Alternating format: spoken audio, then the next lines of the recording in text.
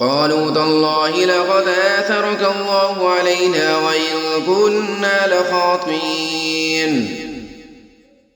انہوں نے کہا اللہ کی قسم اللہ نے آپ کو ہم پر فضیلت بخشی ہے اور یقیناً ہم ہی خطا کار تھے۔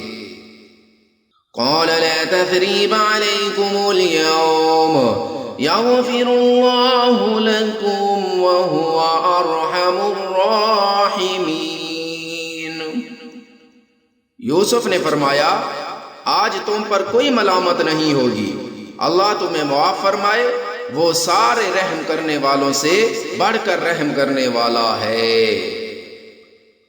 اذهبوا بقميصي هذا فألقوه على وجه أبي يأت بصيرا وأتوني بأهلكم أجمعين۔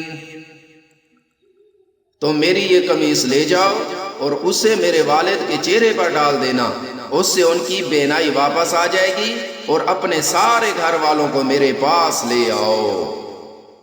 وَلَمَّا فَصَلَتِ الْعِيرُ قَالَ أَبُوهُمْ إِنِّي لَأَجِدُ رِيحَ يُوسُفَ لَوْلَا أَن تُفَنِّدُونِ۔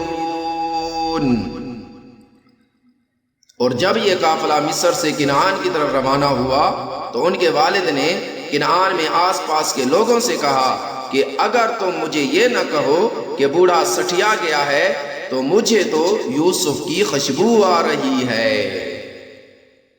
قالوا تالله إنك لفي ضلالك القديم۔ لوگوں نے کہا اللہ کی قسم آپ ابھی تک اپنی پرانی غلط فہمی میں پڑے ہوئے ہیں۔